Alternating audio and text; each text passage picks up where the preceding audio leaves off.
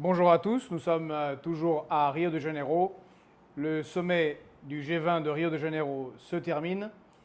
Si vous avez aimé ce que nous faisons et ce que nous allons faire, eh bien n'oubliez pas de liker, de partager, de commenter. Et pour notre grande interview finale de ce sommet du G20 à Rio de Janeiro, j'ai l'honneur de recevoir Marco Fernandes, qui est géopoliticien, analyse géopolitique, rédacteur à Brasil de Fato et également éditeur, et là c'est plus difficile pour moi, à Wenhua Zhongheng International. Wenhua Zhongheng International. Perfect. Native speaker, Mandarin speaker. En Chine évidemment, et Marco Fernandes est localisé, vit à Pékin, Beijing, Bien sûr. d'où il travaille. Avant, il était chercheur à la Tricontinental. On va en parler, je pense que peu savent de nos jours ce qu'est la Tricontinental. Et on va basculer maintenant en anglais pour poursuivre cette interview. Pardon. Même si Marco Fernandes, étant un citoyen du monde, parle brésilien, espagnol, anglais, chinois. Un petit peu de français. Un petit peu de français. Mais pas suffit pour aujourd'hui. Donc, initially, well, you are a Brazilian citizen. You're born here. Are you proud that Brazil is holding the G20 summit here in Rio de Janeiro? Well, first of all, George, thanks for having me here. It's a pleasure and honor to participate of your show. It's an honor for us. Thank you. Merci. Well, yes, of course. I mean, it's important for Brazil to be in this central stage of geopolitics at this moment of the history. And I think, of course, the Brazilian government made a huge effort in the last year, organized, tens of meetings. Actually, the meetings were all around the country, which was also very interesting because it could also allow the participation of people outside of the big centers as São Paulo and Rio. And of course, I think the highlight of the summit for Brazil is the launching of this global alliance against hunger and poverty, which, by the way, it's a critical challenge for the humanity.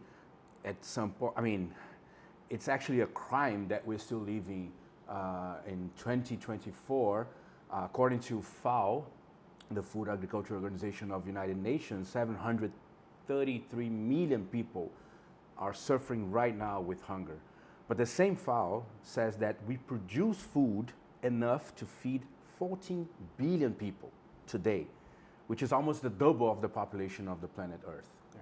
So if one person was suffering with hunger, it would already be an absurd, but almost 1 billion are still suffering. It's a crime. So in this sense, I think this is a very important initiative. Right now, I think there's 81 countries already joined officially the initiatives, more, tens of international organizations and foundations, etc. So it's already something very interesting if you look at this G20, because you said it. It was organized, the presidency organized many meetings across Brazil, not only in the big metropoles, big cities.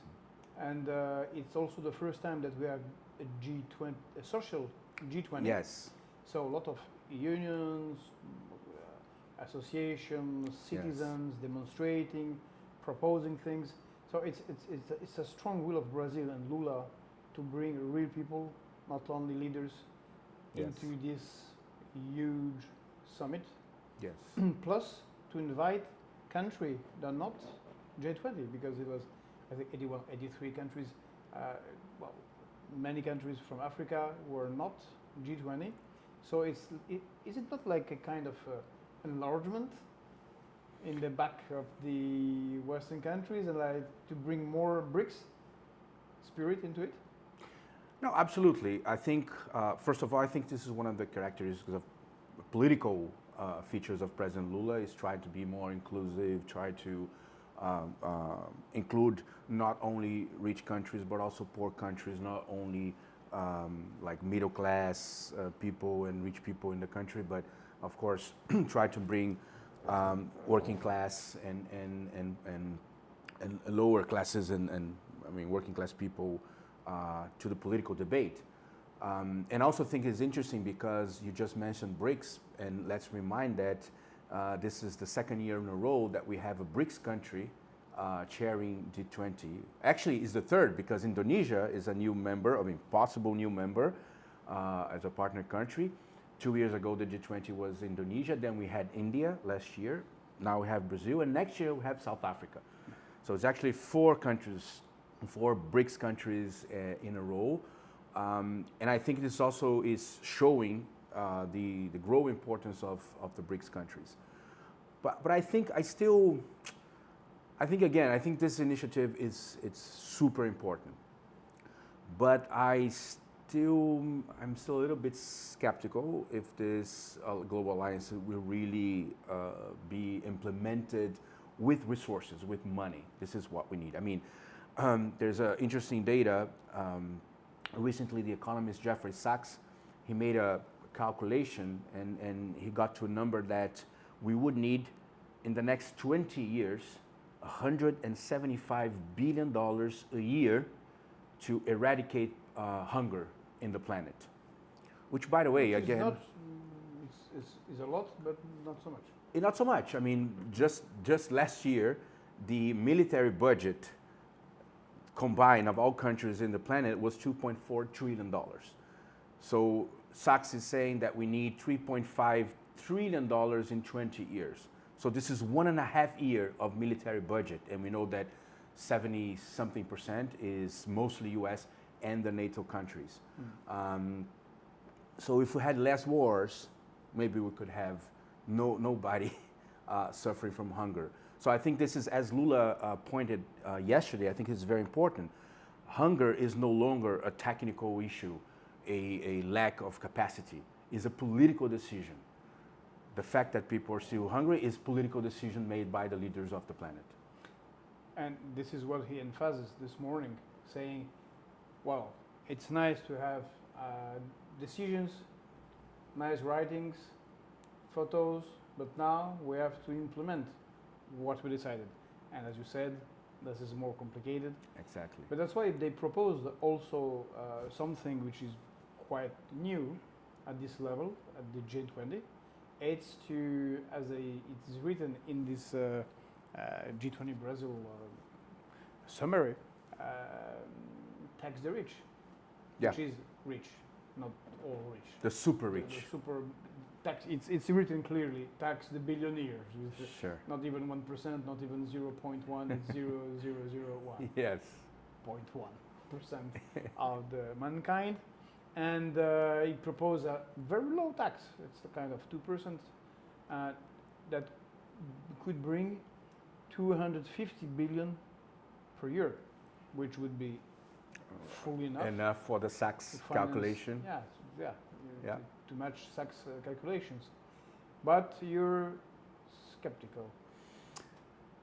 I mean, we from the global south, we are used to listen to Western countries making nice promises in these international multilateral forums and never comply with them. I mean, just one concrete example. A few years ago, during, I remember which COP, Western countries, the rich countries, they pledged to donate $100 billion a year, starting from 2020, to fight climate change. We are 2024, and guess how many dollars were donated by the Western countries? 0. This, for instance, last year in COP, that was, I think, in Egypt, Lula denounced this. He said, guys, where is the money that you guys said that you're going to put to fight climate change? We're waiting for you. So again, but I mean... Look at the situation of Western countries. I mean, Europe is in recession. Exactly. With huge debt. If you look at France, for example, we have a debt crisis. We're almost like broke, and there is no one politician will be able to say, hey guys, we'll take 2 billion to send it to help, I don't know, who in Africa to match environmental issues. USA has a huge, crazy debt. So maybe the Western countries are promising things that they cannot fulfill. It's not only will, Yeah. they cannot. Yeah, but at the same time, do you know how much NATO, especially US, and Germany, but NATO countries, do you know how much they spent on Ukraine war until now? And this is a data from Yes, the... but this is to protect democracy. Exactly. It's more than $300 billion to insane. protect democracy. This is the article from Council on Foreign Relations in last May calculation. So $300 billion for 2 years, for what? To destroy a whole country because Ukraine is over? Yeah. I mean, no matter what, the reconstruction of this country, we don't know how they're gonna do that. It's a lost generation. A lost generation. 30 years to recover the people. Exactly. Yeah. So, I mean, $300 billion, again, if we compare how much China spent during 10 years to promote a revolution in infrastructure in the global south countries, especially Africa, Asia, Latin America, in 10 years, China mobilized $1 trillion for building ports, airports, roads, power plants, railways, etc. And if you compare this with $300 billion for war. But you're jumping to the subject I wanted to Sorry. tackle. No, it's very interesting. Because we've met in Kazan Yeah. for the BRICS summit. Mm-hmm. And already there, as it is written here, once again, and emphasized 3 times by Lula, the global south is also asking for change in the governance, Yes. world governance, in IMF, World Bank, United Nations, Nations. everything, yeah? Exactly. And I had the feeling in Kazan that they play the game with the West, saying, okay, it's the last chance. We propose you to accept us as we requested first 15 years ago. But if you do not, we will build our own way. And there was a lot of talks about investment there. Yes. And maybe they will just, okay, the West wants to be close with himself, let them alone, let's continue our way. And in Lima, it was crazy. It was embarrassing for Americans because the President Xi Jinping opened a big port. Chancay, yeah, Chancay port. In Lima, 3.5 billion investment. Yeah. And Blinken was like, oh fuck, I have to say something. He proposed some train, but we discovered that it's investment of 6.3 millions. And they are selling old locomotives from a private company in California, which is, it's you who look like a third world country. So are we not in somewhere there now? Exactly. Well, I mean, it's been happening the last 10 years. From time to time, or even like in escalating proportions, the West is, for instance, undermining, attacking Belt and Road Initiative, saying, oh, this is a debt trap, China is trying actually to control the countries, you guys should not go with this project. I remember there was a story from a African official from African Union a few years ago during Trump administration. Trump won. Rex Tillerson was, I think, National Security Advisor or something like this, one of the staff for defense and security. So he came to visit Africa. He came to Addis Ababa in Ethiopia, where is the headquarters of African Union. So he went there, and so he landed in an airport built by China. He got a highway to the center of the city built by China. Then he goes to the building of African Union built by China. And then he goes there and he makes a speech saying, African countries, you should be worried about Chinese influence in Africa. You should be worried about the debt traps. You should not join this Belt and Road Initiative. So the African leaders was looking to Tyler to say, what the hell is this guy doing? I mean, does he look like, does he realize where he is now?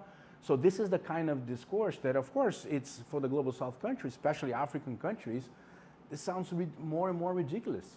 And I think this, what happened to Blinken is one more chapter of this lack of alternatives, that the West has nothing to offer to global South countries anymore. I mean, it's very different from 50 years ago when they were the big power. At the end of the Second World War, for instance, the United States was responsible for half of the GDP, global GDP.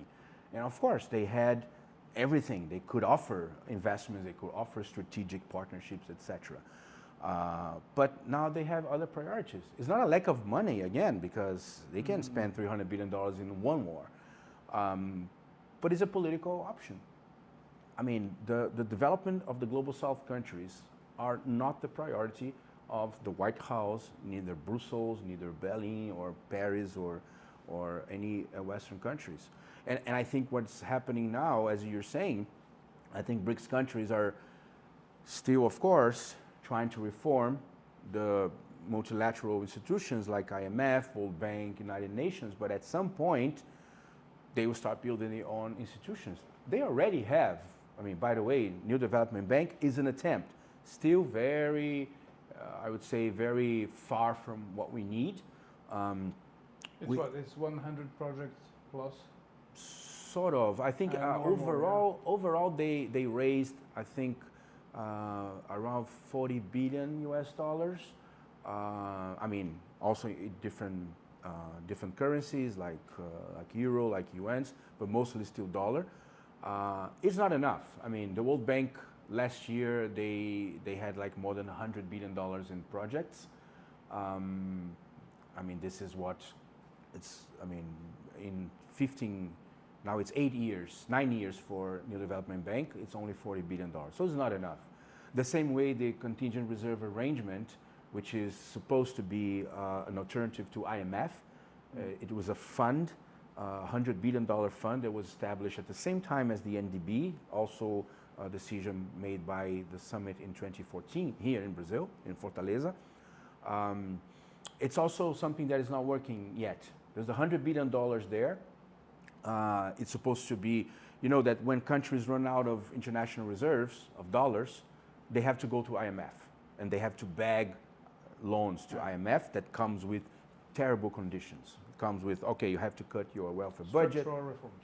Everything, cut education, health, privatize your national companies. You're not allowed to do any currency control, etc., etc. So the way is what's happening to France. Exactly. Slowly. Exactly. But guess what? I mean, the countries of BRICS, the 5 original countries, they don't have problems with international reserves. They're not going to need to access the CRA. Yeah. But right now, there are 2 countries in BRICS, Ethiopia and Egypt, that are in trouble with IMF. They just made agreements with IMF that are going to be very harmful for their economies. And the contingent reserve arrangement of the BRICS is there, untouched, $100 billion. So I think this is the kind of, still some contradictions, and at the same time a big potential that BRICS has that need to be discussed and need to be implemented. But again, agreeing with you, I think at some point, BRICS countries, especially the big ones, they are going to say, okay, let's not wait for these guys because they are not going to help us and they are not going to be willing to build or to reform the global governance because they are the beneficiaries of that. So I think this is the contradiction that we're living now. Contradiction or a trap? Because maybe they know that there will be nothing implemented, no governance reform, and that it will just be a mean to show to the other countries that are not yet in the BRICS, look, they're signing things like with the Indians in the 19th centuries, but they're not respecting. But we, even if we don't have monetary means like the West, we try to fulfill this objective. Yeah. And this will be, well, catastrophic for the West. I think so. Is this the path or not? You don't or maybe not. No, I mean, I think this is the trend. And to be honest, as a Global South citizen, I expect that because, I mean, it's long overdue that we need different ways, a different equation to solve some of our biggest troubles in the Global South countries is development, income for people, health and education, better conditions of life, better cities. I mean, look at I mean, this is my city. I love my city, but we have big problems with, like, for instance, transportation. Things that could maybe be solved with some partnerships, for instance, with, I don't know, China and Russia, that have amazing public transportation networks. If you go to Moscow or if you go to Beijing or Shanghai, I mean, you don't, of course, there's also problems with traffic, but you have huge subway lines, metro lines. You have a good network of buses, electric buses, by the way, in China, which also make the city way less noisy, which is amazing. Anyway, I think there's so many partnerships that we could establish between Global South countries. And to be honest, my biggest concern right now is that what we are seeing now, in the case of Ukraine, in the case of Palestine, is that maybe they have one option for us, which is the war, or many wars. And I suspect that a part of the running elite in the US, they're realizing that they can no longer stop China with economic measures, with sanctions, with tariffs. And the only way to stop China for these people might be the war. So this, I think, it's the most concerning issue. One of the most concerning issues of the planet right now is the real threat of a huge world war, because they are getting scared. Because US and in Europe, but especially US, they are realizing that they cannot stop China. They cannot stop Russia. They tried to stop Russia. They tried to smash Russia. But they didn't do it. They couldn't do it. So that's concerning.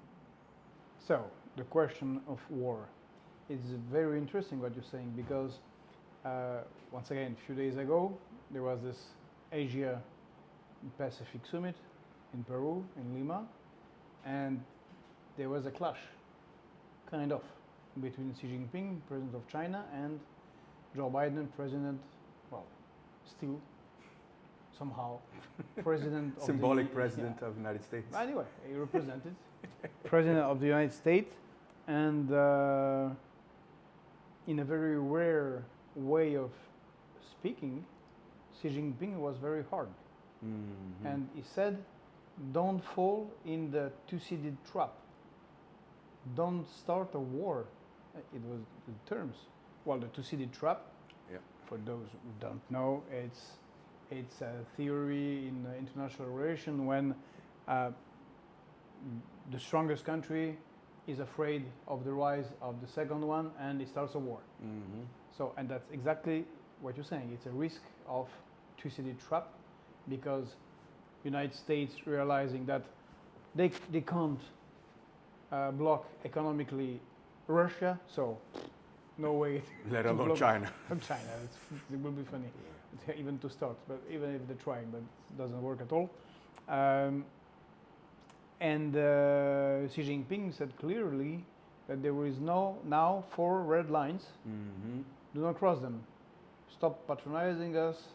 Stop telling us what we have to do with human rights and stuff like that. Stop trying to change things in our country, and stop trying to make a mess with Taiwan. Yeah, that's quite clear. So, do you think that we are in the brink of kind of war? We always hope not. But it's true. I mean, what Xi Jinping is expressing is, for everybody who is in China, I've been living in China for the last 5 years, it's clearly U.S. is escalating tensions with Taiwan. I remember last year there was one issue of The Economist with the cover was something like Taiwan needs our support or something like this. There was a whole half of the issue of the magazine, The Economist, was about what to do in case of a war starts in Taiwan. So, and if you, even if US, I mean, I have many friends in US, and they tell us stories like scary stories, like one of these days there were like a TV show, a very popular TV show, doing live a sort of like a war game, you know, like a simulation of a war between US and China in the South China Sea, and what would be like, I mean, scenario number one, scenario number two, scenario number three. I mean, they already, looks like they're preparing people for the conflict. I mean, the media is already doing that. It's not a good sign. So again, I mean, I don't think China will just sit there and wait for instance, US to put nuclear bombs in Taiwan. And again, we're talking a lot about Taiwan, but to be honest, right now in China, I have friends that are more worried about, for instance, Philippines, because it's another hot spot. There's another country that US is pushing to create tensions with China. I think last year or 2 years ago, when Bongbong Marcos, the new president, was elected, one of his first government measures was to increase the number of US military bases in Philippines. They had 5, now they had 9. I mean, it's almost doubled in just one single measure. So this is also a worrying point for China now. And especially with Donald Trump, who looks like Exactly. willing to exactly. go in this direction. Huh? Yeah, there's a lot of analysts in I think both China and US in the last couple of years that say that, okay, in case of Trump winning, the tendency is to de-escalate the conflict with Russia and to escalate the conflict with China. Because for a part of the Trump Republican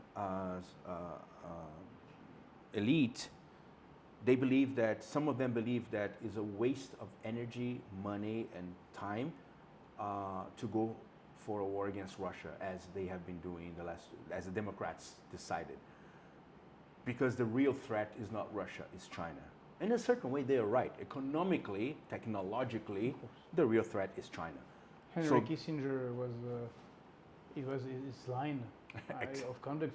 Exactly. Don't put Russia in the hands, in the arms of China, because they have a lot of weapons, army, experience, and resources. Exactly. They have to be on our side. Exactly. Well, it's the USA who fucked up completely the relation that the Russians were willing to have with them. Absolutely, absolutely. And what they have done in the last years was to undo Kissinger's brilliant move to create an edge between, at that time, Soviet Union and China. Now they are, I think they are more together than ever. Yeah. And this is what, President Putin says all the time. This is the best relations ever in the history of Russia and China. You never know, geopolitics is complicated. They have also their tensions, and the Russians are afraid that, well, China is a lot of people, and they're empty spaces, huge, rich empty spaces. And that's always, in history, was always problems with that. You spoke about the escalation of war, and that Trump want to de-escalate, but there is a tremendous thing that happened just before this G20 in Rio de Janeiro, who overshadowed this G20 at least in the Western medias. Mm-hmm. I will check tomorrow in the Global South medias, but in the Western medias, there is no G20 and nothing about Brazil or Rio de Janeiro, and not speaking of the Global Alliance to fight poverty and hunger. There's almost not one line. Mm-hmm. So, and Lula was very pissed off. So the Americans did, well, the Democrats who were leaving the power, they escalated with Russia, and Russia escalated right away, right after. saying, okay, we change our nuclear doctrine, which is quite a big step escalation as well. Yeah. So about shadowing G20 and this escalation, what do you think about? Well, I mean, first of all, Did they do that on purpose, in order to not to speak about this global alliance? maybe, but to be honest, I suspect that the Western media would not give much attention to the G20 or the global alliance against poverty and hunger, even without Oh yeah. the. I don't think so, because, I mean, I don't think, again, Western media is really worried about problems of poverty, hunger, They development say they in the are. global south. Yeah. Yeah. Okay. But anyway, I mean, the same that they don't pay attention to BRICS. I mean, I think this was the first year maybe that you had more coverage, because I think now they're more worried about BRICS. But until like last year, 2 years ago, 3 years ago, you almost could find anything about BRICS summits in the Western media. But anyway, so might be some calculation from Biden. I think also they're running against the clock right now because they leave, and to be honest, at this point, I don't know how details of how this power politics plays inside the Pentagon right now. How much an order from a president who is actually has no more power or has just a couple of months of power. I don't know how much this will really be followed. Well, But yesterday they fired. they had one attack. Yeah, they were an attack. They had one attack. But I mean, we also see for instance, right now in Palestine, Israel attacks Iran. I mean, but not like a full attack. Iran strikes back, not a full attack. So there's also this sort of like theater of war. But again, I mean, you're talking about Russia. The shift in the nuclear doctrine is actually not from now. I mean, they already announced a couple The months decree ago. was signed. Yeah, there was already discussing this, especially after the first real threat, like 2 months ago, of allowing Ukraine to use this like more powerful and long-range missiles.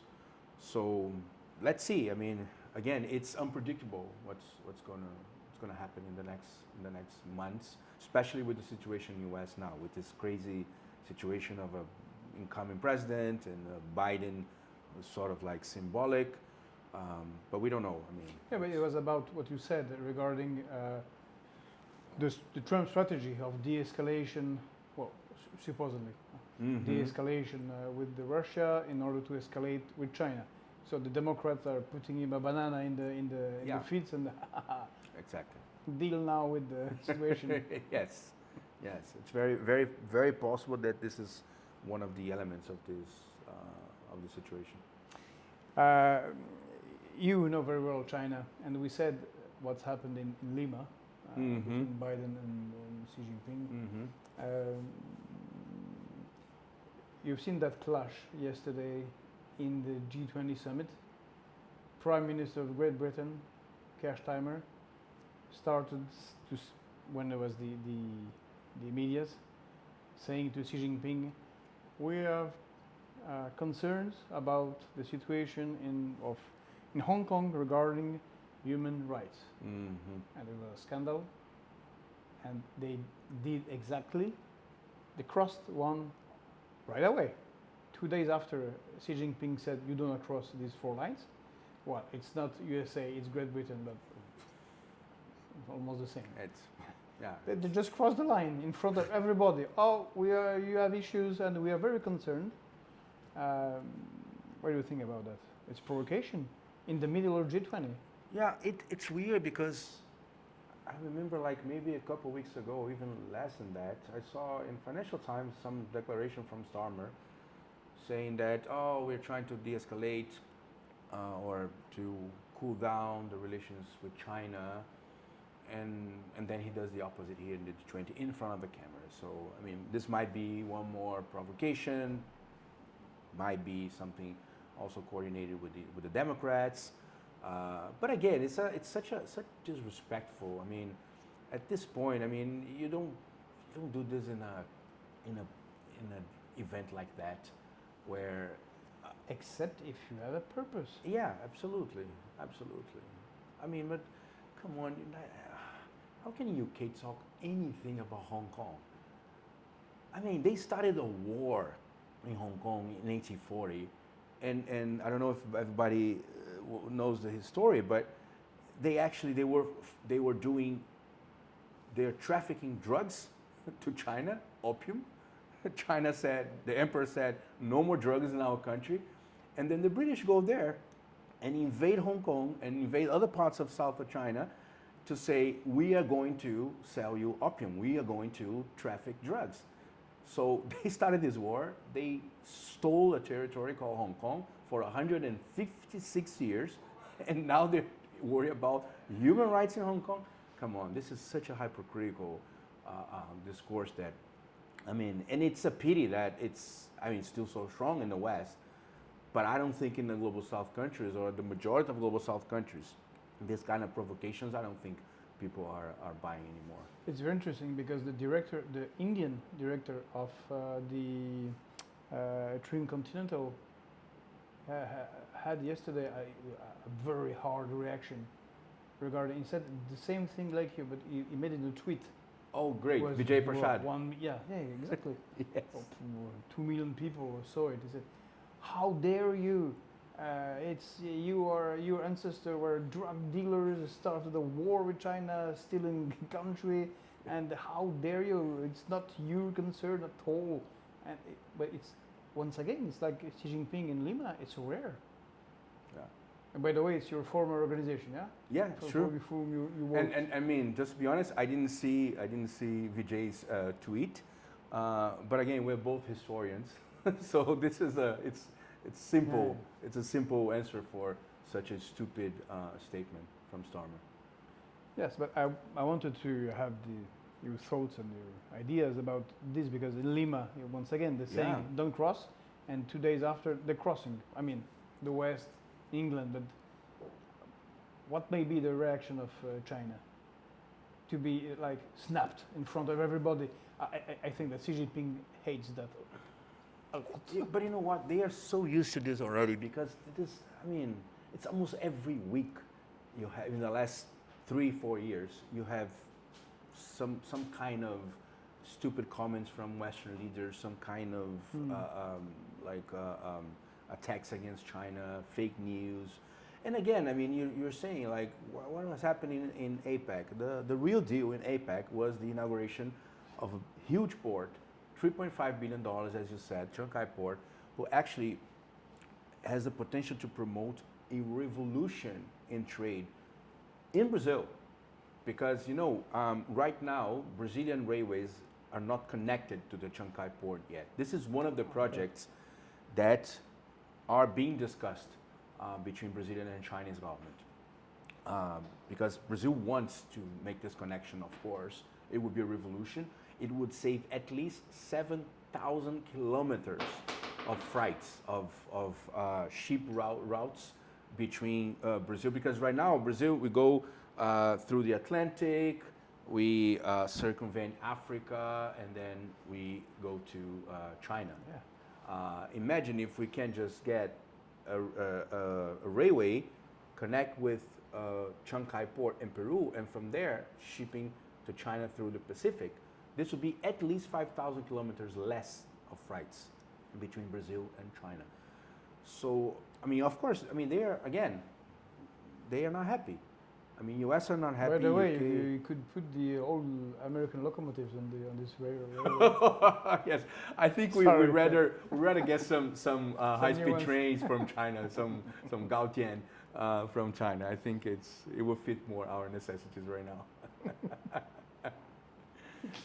Yeah, and regarding the global warming, environmental issues, it was an important point also of this G20 in Rio de Janeiro.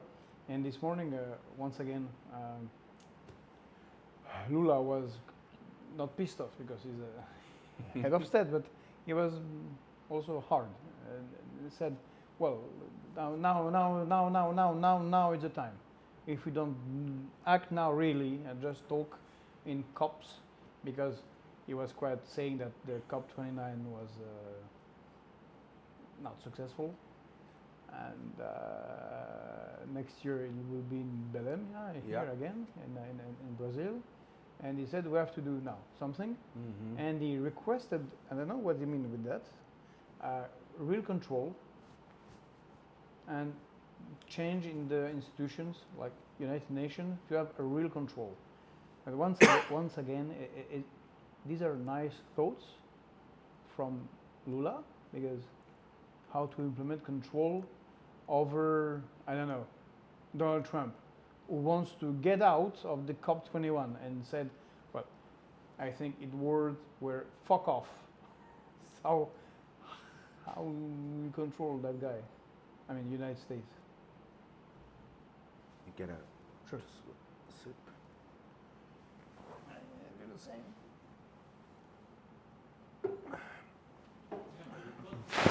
Hein? Non, il va répondre là. Okay. So it's 4:13. We do more 10, 15 minutes. Sure. Good. Okay. Well, I think first of all, the election of Trump poses some huge challenges for both G20 and COP, as you're saying. I mean, I think this is also a worry here in Brazil. Some analysts about the Brazilian foreign policy, because in the last year, of course, G20 was a big priority, and COP will be a big priority next year, including shrinking the time of Brazilian BRICS presidency, which is not going to be good. You know that the BRICS summit next year will be in July. Probably will be in July. Oh, okay. Yeah, it's very short time to do all the coordinations, the discussions. Very short. Very short time because of COP30 in I think in November in Belém, which, to be honest, I don't think it's a good choice. I think Brazil should prioritize much more BRICS than COP, especially now with Trump. Because with Trump, come on, if United States don't comply to these agreements, I'm sorry, there's no agreement, there's no real action. And again, the West talks a lot about climate change, the necessity to have concrete measures, etc., etc. But when it comes to practical things, they are actually boycotting some of the moves that we need to have developments in the transition, the ecological transition, the decarbonization. For instance, right now, what's happening with the tariffs against Chinese EVs, Chinese solar panels, and Chinese wind turbines. In US right now, I think it's 100% tariffs for solar panels and wind turbines. I think it's maybe something like this to EVs. And Europe is happening the same, which means right now, both US and Europe are increasing the costs of the decarbonization measures in the planet. Because if they are the biggest consumers of carbon, the biggest emitters of carbon as consumption, and they are saying, okay, EVs, solar panels, and wind turbines are going to be more expensive in Europe and US because of the competition against China, I mean, they doesn't seem to be really concerned about climate change. So I think these are some of the contradictions. And again, as I said at the beginning, they already pledged $100 billion since 2020 to fight climate change. They are not putting a single dollar on this fund. And now with Trump in power, is also, I think it's concerning. Funny what you said about these sanctions and, taxes over Chinese production, solar panels, windmills, batteries. They're far ahead of Europe, who's not managing to build some logical industry for the moment. Uh, it's they're also kind of starting a commercial war with China, pushed by the Americans. But at the same time, you show me this article from the Financial Times Yes. that EU, European Union, is requesting technologies from China. Technology transfer from China. Yeah, I mean, it's very funny. This is the end. Yeah. You know what? But imagine if instead of playing all these harsh games in the last months of attacking China, of sanctioning China, of raising tariffs against Chinese products, what was China proposing since last year to Europe? Let's sit and discuss. Okay, you guys have interest, we have our interest. I mean, right now, China is investing billions of dollars in huge factories. There's like a giga-factory of CATL, which is the largest producer of batteries, of lithium batteries. I think they have like 37% of the global market. They are putting billions of dollars in the factory in Germany. This is one of the examples that now you say, okay, you have to transfer your technology for us. I mean, okay, it's even, I would say it's even fair because this is the same that China did 40 years ago. It's actually funny that it took only 40 years to turn the whole situation upside down. But again, I mean, China didn't threaten Europe or US 40 years ago when they were doing business. Say, okay, guys, you come here. We have a huge market. We have a well-educated labor force, a very cheap one, by the way. It's very good for your interests, for your profits. But you guys need to transfer some technology. It's a win-win, as the Chinese like to say. I mean, the Europeans, they could have done the same. But of course, they wouldn't be the Europeans, I'm sorry, but they wouldn't be Europeans if they just say, okay, let's sit humbly and discuss tete-a-tete between European Union and China. And now this is the situation. There's, again, a very tense diplomatic situation right now. Let's see, I don't think China will refuse to transfer technology even because they have interest in the European market, in the US market. But again, I think this is just the kind of behavior that is going on and on and on between Western countries and China, which I don't think it's good for the development of both parts, and let alone the global South, which also has to do with this wars. Because, for instance, right now, it's funny because regarding U.S., what China has been doing is to also use other countries as platforms, right? To export, for instance, Vietnam and Mexico in the last 3-4 years, they profited a lot because of these wars. But again, I mean, what China always emphasizes is that, oh, we don't want a confrontation, we don't want a zero-sum game, we want to discuss, we have negotiations, we can have a win-win cooperation. But to be honest, I don't think the West is going to be interested on that. Again, I don't think this is not in the mentality of US and Europe to have a cooperation with Global South, especially countries like China, who actually are a threat in their mind for their economic and political hegemony over the world. Well, it's a kind of insanity. I mean, I'm from the West, I'm from France. But if you look at the whole situation, it looks completely absurd. We have huge debt, and you're buying, we're producing almost half of what's produced in the world, 40% of what is produced in the world. But I will teach you what you have to do in your small villages and behave. By the way, give me some of your technologies and what? You dare be rich and be successful? No, we start a commercial war against you. Yes. It's like in durdom, they're saying in Russian, in crazy house. Man, choose what you want. War, cooperation cannot both at the same time. Yes. First half of the day, second half of the day. Okay, it's bizarre. Yeah. It's bizarre. I mean, again, we go back to history. I think this is how much, 400, 300 years of domination of the whole world. I think for the elites in the West To accept is complicated. Yeah, this is nature for them. This is nature for them. I mean, we run the world, we tell everybody what to do, and we get the best benefits for us. But this is changing. I mean, the world is changing. The global south is rising. So China. you think you would say that we are already in a multilateral, multipolar world? It's there already, or we entering in this? I think we are entering. Of course, the power of the West is still huge. Sure.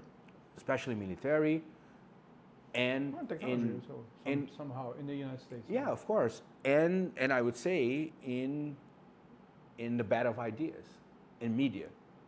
I mean, U.S. is still by far the strongest, powerful machine, media machine, social media machine.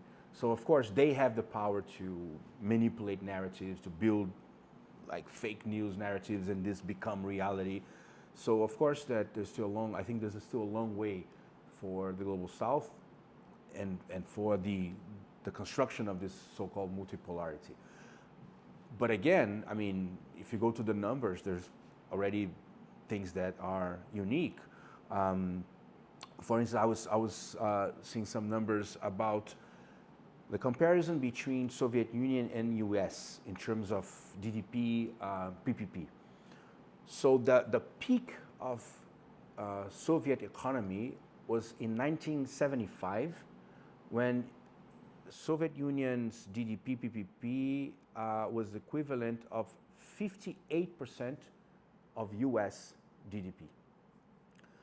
Okay, so last year in GDP PPP, China's GDP was 119% of United States, which means almost 20% higher than United States.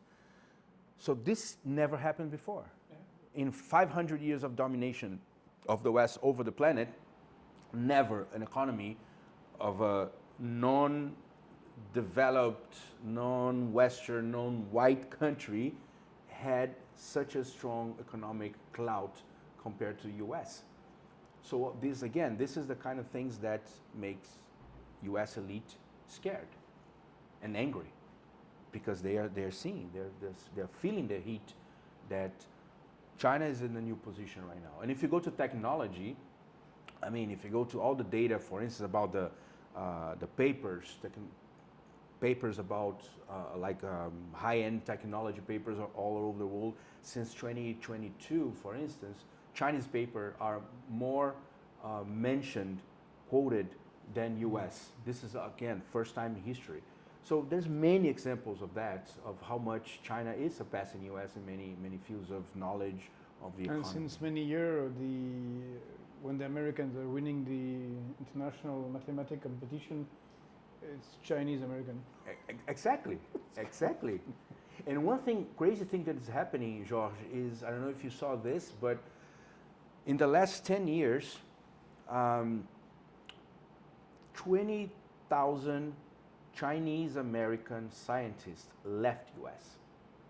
Not everybody went to China. Big part went to China, but also they went to Europe, to many countries in Europe, some to Russia.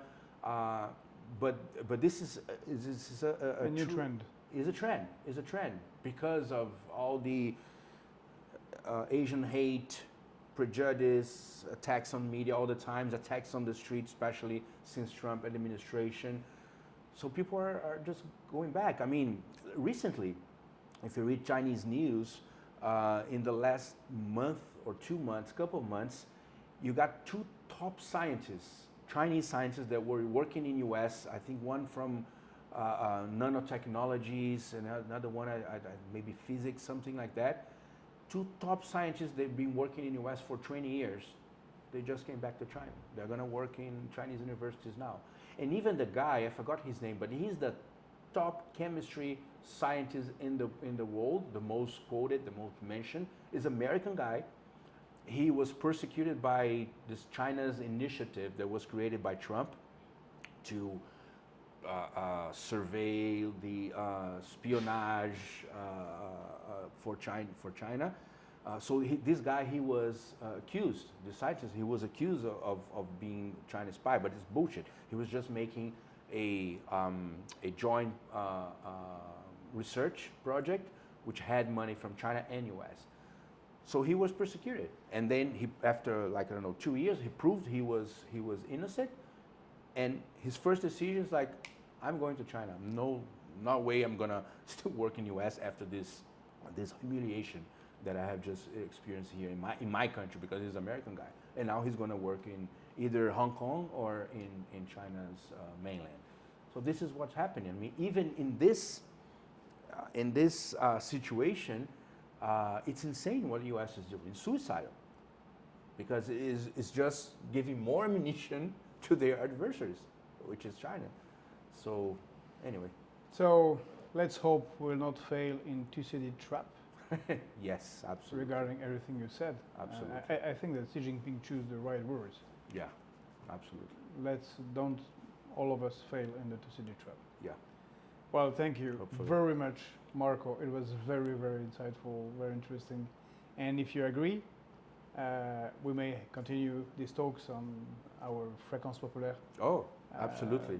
Show. I'll be very happy to. And say, 6 weeks, Yeah, why 2 not? months to have a follow-up. Sure, And especially absolutely. from Beijing will be very interesting. Yes, From Beijing. yes, absolutely. So thank you very much. Thank you, It was Georges. very nice. Wow. And, It was an honor for me. et si vous avez aimé cette vidéo, et j'en suis sûr, parce que c'était vraiment très très intéressant, et c'est rare qu'on ait en France, et on va le faire de plus en plus, on l'a fait à Kazan, des interventions de penseurs, de géopoliticiens du sud global, et pas seulement occidentaux, pour avoir une plus grande ouverture d'esprit, je pense qu'on en a besoin.